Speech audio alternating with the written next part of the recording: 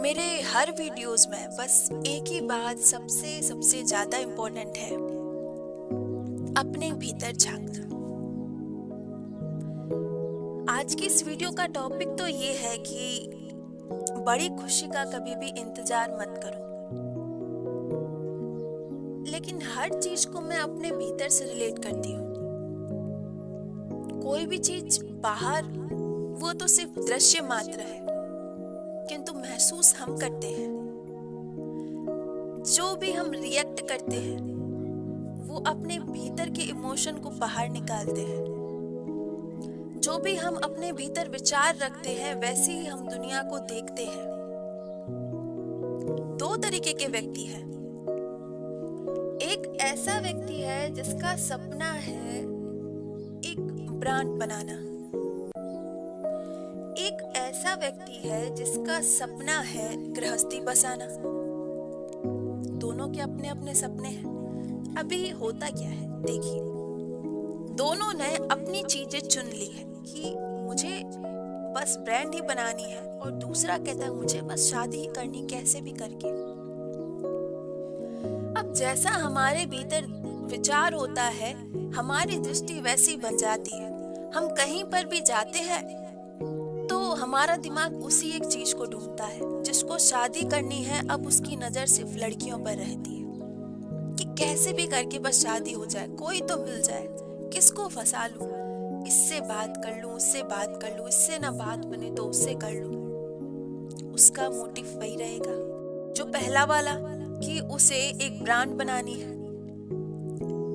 तो वो कैसे ना कैसे करके पैसे इन्वेस्ट करेगा, कुछ भी करेगा, अपना सब कुछ उधर लगाएगा, क्योंकि उन दोनों ने अपना अपना गोल डिसाइड कर लिया।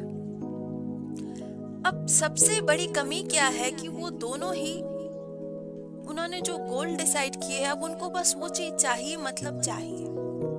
अब ये जिद बैठ गई है अंदर। भाई, हम मनुष्य है, हमारा स्वभाव है, हम किसी भी इच्छा के पीछे अगर लग जाए, हम ठान ले तो मतलब चाहिए, मतलब चाहिए। ये वो चीज है। दोनों मनुष्य अपनी होड़ में लगे हैं। अब जब भी हम कोई एक डिसीजन पर रहते हैं तो हम उसमें सबसे ज्यादा एफर्ट तो लगाते हैं, लेकिन हमें उसमें हर चीज जल्दी चाहिए होती है, कैसे हमें जल्दी मिल जाए। लेकिन हम इन परिस्थितियों से कहाँ अवगत है कि ये तो स्थिर नहीं है। अभी जब भी हम एक छोटा बिजनेस खड़ा करते हैं, उसमें इन्वेस्ट करते हैं, एक आदमी को कई साल लग जाते हैं उस बिजनेस को खड़ा करने में, क्योंकि वो हर दिन समझता है उस बिजनेस को कि आज ऐसे, आज इतना खर्चा हुआ, कल। तो वो उसको बड़ा कब करता है, जब वो उसे एक ऐसा टाइम मिल जाता है कि हाँ, इस वक्त अब मुझे इन्वेस्टमेंट करनी है, तब वो इन्वेस्ट करता है। तो वो एक समझदार व्यक्ति है। उसने पहले जीवन में अनुभव लिया है, चाहे उसने बड़े बुजुर्गों से सीखा है, चाहे उसने खुद चल कर, लेकिन पहले उसने सीखा है। अब जब वो देखेगा कि मुझे ज्यादा इन्वेस्ट करना है, वो तब करेगा। आज मैंने अगर कुछ किया ही नहीं, मैंने बस सपना देख लिया और मैं कैसे भी करके बस एक ब्रांड बनाना चाहती हूँ, तो सोचिए कि मैं कितनी बार धक्के खाऊंगी, मैं कितनी बार लॉस में जाऊंगी। क्यों? क्योंकि हमेशा हमारे भीतर जो ज्ञान है वही काफी नहीं होता। हमें जीवन में कुछ कर्म करके भी अनुभव लेने पड़ते हैं। और जरूरी नहीं कि अगर सामने वाले किसी व्यक्ति ने उस बिजनेस को इतने टाइम में खड़ा कर दिया तो मैं भी कर लूं। ये पॉसिबल नहीं है। उसकी क्षमताएं अलग है, उसके विचार अलग है, उसके तरीके अलग है। लेकिन मुझे पता है मेरी क्षमताएं, आज अगर 10 किलो वेट उठाने की है तो मैं क्यों 50 किलो वेट को उठाने के लिए एकदम से चली जाऊं। उसके लिए मुझे धीरे धीरे प्रयास करना है ना।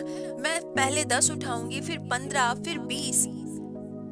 उसके साथ साथ मैं अपनी डाइट में भी कुछ ऐसा खाऊंगी कि मैं शरीर को मजबूत बना सकूं। अब मुझे पता है कि मेरे शरीर में इतना ज्यादा वो है ही नहीं पावर, और मैं जाकर 50 किलो में हाथ डालूं, अब मैं हो जाऊंगी निराश। तो एक ब्रांड बनाने वाला आदमी, उसने अपने आप को जो टारगेट दिया, अब ब्रांड बनी ना बनी वो तो पता नहीं, लेकिन उसके बीच के जो परिस्थितियां हुई उसी से वो हार कर बैठ गया। अब हुआ ये कि उसके बीच में उसे किसी से प्यार भी हो गया। वो इंसान उसके लिए तैयार था कि हम लोग शादी भी करें, हम लोग आगे बढ़ जाए जीवन में, लेकिन नहीं, उसकी इच्छा नहीं थी, क्योंकि उसे जीवन में कुछ करना था। तो वो इंसान भी आगे बढ़ गया। अब वो जो ब्रांड बनाने वाला था वो इंसान वहीं पर अटका पड़ा है। अब हम दूसरे व्यक्ति पर आते हैं। वो व्यक्ति ऐसा था जिसको की शादी करनी थी। अब उसमें भी कुछ समझ नहीं, बस उसका एक ही लक्ष्य कि मुझे शादी करना है। अब उसने नहीं सोचा कि शादी करने के लिए आजकल पहले लोग क्या क्या चीजें मांगते हैं, क्योंकि देखिए, जब भी हम शादी के लिए बात करते हैं तो हमारे पास सबसे पहले हमारी इमेज अच्छी होनी चाहिए, घर होना चाहिए, सब कुछ। आजकल सिर्फ प्यार भी नहीं चलता है, वो बहुत कम ऐसी जगह होती है कि जहां पर प्यार के बेस पर सब कुछ हो जाए। तो अब वो आदमी, उसकी इमेज ठीक ठाक थी, तो उसको लगा कि चलो कोई ना कोई तो फंस ही जाएगी। अब कोई एक लड़की मिली, अब अपना सब कुछ उसी पर न्यौछावर कर दिया कि भाई मेरा सब कुछ अब तू ही है, तू ही संभाल मेरे को, तेरे बिना मैं कुछ हुई ही नहीं। अब भाई वो लड़की दिल तोड़कर चली गई, क्योंकि उसने भी आकर बात की, दोनों मिले जुले, सब कुछ हुआ, बस अंत में क्या कहा, परिवार नहीं माना, बात खत्म। अब लड़के का दिल टूट गया, क्योंकि लड़की ने तो शादी कर ली। अब लड़का बैठा है कि ये सब क्या था। अब वो पता है किन चीजों में उलझ गया, नफरत, गुस्सा, बदला, या फिर निराशा कि जीवन में कुछ भी नहीं होता। तो सोचिए कि हम जीवन में कुछ भी क्यों करते हैं, खुशी पाने के लिए। पहले व्यक्ति ने अपने लिए एक लक्ष्य तैयार किया, वो क्यों किया, उसका बेस क्या था, क्योंकि उसे खुशी चाहिए थी, उसे सम्मान चाहिए था, उसे पैसे चाहिए थे।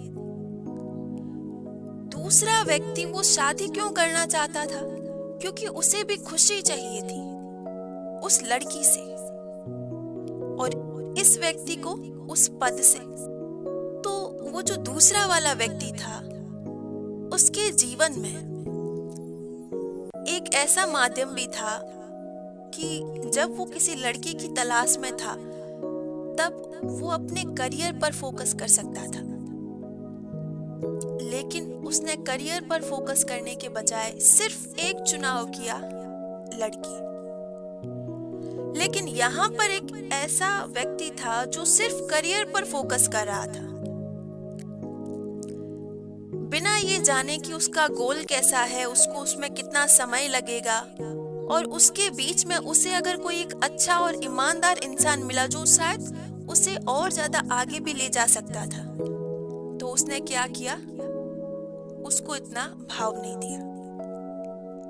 तो आज वो इंसान ना तो अपनी ब्रांड बना पाया और ना ही उसने शादी की, दोनों ही नहीं हुआ। अब इन चीजों को हम खुलकर समझते हैं। मैंने ये 2 उदाहरण आपके सामने रखे हैं। मैं ये नहीं कहती कि सबका जीवन ऐसा होता है, मेरे कहने का अर्थ है ये आज के भाग दौड़ भरी लाइफ का सबसे बड़ा उदाहरण है, क्योंकि हर जगह यही चल रहा है। अगर हम कुछ डिसाइड भी करते हैं ना, तो हम ये सोचते और समझते नहीं कि हमारी क्षमताएं कितनी है, हमें कितनी मेहनत उसमें लगेगी, या इस वक्त ये हमारे लिए सही है या नहीं। हम सिर्फ डिसाइड करते हैं और पागल हो जाते हैं उन चीजों के पीछे। और हम क्या सोचते हैं, उन चीजों के आने से हमें खुशी मिलेगी, लेकिन हम हर्ट होकर बैठ जाते हैं। तो लाइफ में बड़ी खुशी का इंतजार करने के बजाय जो छोटी खुशियां हैं, सबसे पहले तो उनमें जीना सीखें। भगवान जो भी मौके दे रहा है, उन मौकों को पहले एक्सेप्ट तो कीजिए। हो सकता है आप जो खुशी तलाश रहे हैं वो उन्हीं में हो, लेकिन हम सिर्फ पागल हुए जा रहे हैं उसी एक चीज के पीछे। मान लीजिए अगर हमें वो मिल भी गई, फिर हम किसी नई चीज के पीछे पागल हो जाएंगे। आप मान के चलिए, इस प्रकृति का एक नियम है कि वो इंसान को 100% तोड़ेगा। जब तक वो नहीं टूटता है, तब तक उसके भीतर एक खालीपन जन्म नहीं लेता। और जब तक हमारे भीतर एक खालीपन जन्म नहीं लेता, तब तक हम गहराई से कुछ भी सोचते, विचारते और अनुभव नहीं करते। और जो इंसान गहरा नहीं होता, वो जीवन के सत्य से कभी नहीं जुड़ता। और इस प्रकृति का सबसे इम्पोर्टेंट काम यही है कि एक इंसान को उसे अपने सत्य की तरफ धकेलना। वो कभी नहीं चाहती कि आप इस जीवन में उलझ के रह जाए, क्योंकि बड़ी खुशी, ये यहाँ पर चल रहा सब एक ऐसा नाटक है कि इंसान फिर जन्म लेता है, फिर उन्हीं चीजों में फंसता है, फिर मर जाता है। लेकिन प्रकृति हर बार उसे मजबूर कर देती है और उसके सामने ऐसे रास्ते लाती है कि वो टूट जाए, बिखर जाए, वो सोचने पर मजबूर हो जाए कि मेरे साथ ही ऐसा क्यों। और जब आप रियलाइज करते हैं कि जीवन में खुशी का आधार मैं खुद हूं, मेरा कोई सपना, मेरा कोई गोल, कोई दूसरा इंसान नहीं, उस दिन आप ये रियलाइज करेंगे कि वास्तविक खुशी किसे कहते हैं। और जिस दिन आप ये महसूस कर लेंगे, अब आपके सपने होंगे, लेकिन वो पागलपन नहीं होगा। इच्छाएं होगी, लेकिन कम होगी। जीवन होगा, लेकिन ऐसा जो कि वास्तविकता से जुड़ा हो, ना कि भ्रम में।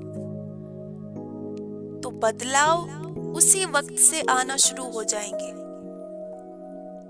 इसलिए बड़ी खुशियों के बजाय जीवन में जो मिल रहा है, उसे सोच समझकर ग्रहण करना, आगे बढ़ना और अच्छा प्रयास करना और धैर्य के साथ जीना, ये सबसे बड़ा बल जो ईश्वर ने हमें दिया है।